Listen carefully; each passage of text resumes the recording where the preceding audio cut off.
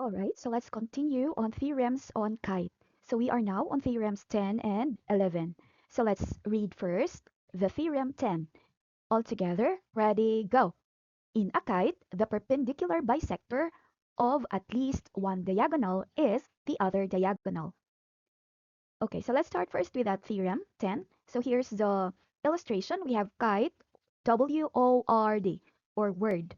Okay, so kite word with diagonals, W-R, you can see it, and diagonal OD. Okay, so diagonal WR is the perpendicular bisector of OD. So let's start with this word perpendicular. So we already um, are familiar with this word since when this WR intersect OD, the form of intersection is 90 degrees or it's a right angle. So it is perpendicular. Okay, and this bisector means when WR intersects the diagonal OD, let's erase first this picture. So it means that OD is being bisected, meaning natunga si OD into two equal parts. Alright? That is why si WR gitawag og perpendicular bisector ni OD. And why is it there is this phrase at least one? It's because it can be more kay at least man. So pwede nga silang duha are perpendicular bisector of each other, just like what happened in rhombus. Since rhombus is also um a type of a kite nga whereas all sides are congruent, yes. And also, ning fit na siya sa definition sa kite nga unsa man to. Where the unsa man kini nga naay diagonal nga perpendicular bisector and of course gibisect no gitunga. Oh. O kini pun pikas git natunga pod. So man ang naay at least kay pwede isa ra like here sa word or pwede ang duha ka diagonals are perpendicular bisector of each other. Okay? And also, ang definition man gud sa kite kay ang two consecutive nga sides are congruent. At least two consecutive sides are congruent. So, nawa WD congruent ni WO. Ang consecutive side pud nga OR is are congruent pud na sila ang duha ni RD or DR, no? So mo na siya. So mo to sa kani nga theorem perpendicular bisector ra sila at least one diagonal nga perpendicular bisector. So kung makakita ka og pinataas nga kite, isa ra na ang perpendicular bisector. Ang isa ana mao ang gitunga. So for example, the measure of diagonal OD is like 11. Ingon. Unja si WR ang perpendicular bisector. So if we have there his this point of intersection for example that is S. So the measure of OS is equal to the measure of DS. Na. So kay ang given kay OD man for example, si OD kay 11. Oh. So unsa may measure ni OS? Half ni OD. Kay tungod sa word nga perpendicular bisector. That word bisector. So OS measures say katunga sa 11. It is 5.5. So with the measure of DS, it's also 5.5. Di ba sa genre? Okay, so mao na siya. If it happens that it's a rhombus, since a rhombus is also a kite, so equal ra. Ana, na, ingana. Okay, so kini na tunga, kana pud na tunga. Example, if this is LOV, love, ana.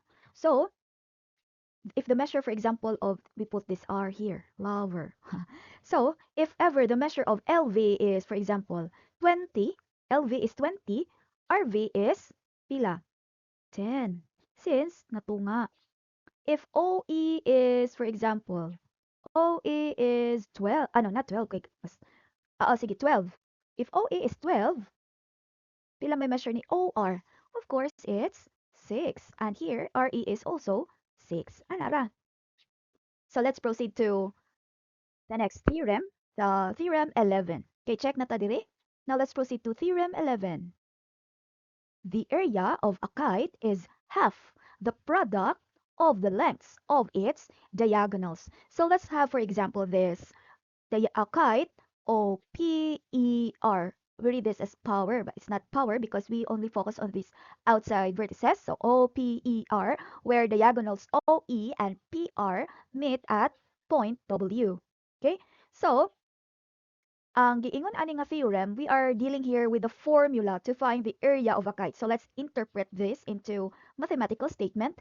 The area of a kite is equal to 1/2 of the product of the two diagonals. So let it be T1 and D2. Okay? So that is the interpretation, or that is now the formula based on theorem 11. So some will just write it as 1/2 of D1 times D2, or just say A is equal to D1 times D2 over 2. So parihara na sila. Ug mao na si ang pasabot sa theorem. So for example, if you will be given the measure of diagonal PR is pila kintahay. Ibutang natog 10. Si PR, 10 ijang measure ha. Si OE, ang measure ni OE kay butang natog 5. Okay? So, what is the area of this kite? Pila man ijang area. So, we are going to apply that theorem. A is equal to 1/2 of D1 times D2. So, it doesn't matter kung kinsa imong D1 or D2 ana because it's multiplication and the order does not matter. So, bisag asara. So, you may assign D1 as the 10, the PR. So, you write here 10 times, you multiply it with your second diagonal. For example, here we have OE, which measures 5, and divide it by 2. Now, if ever na ay number nga divisible sa 2, so unaha si divide. Adyo ka atog una sa multiplication kay mudako ang number. So unaha ang 10 divided by 2, which is pila? 5. So 5 times 5 now is 25.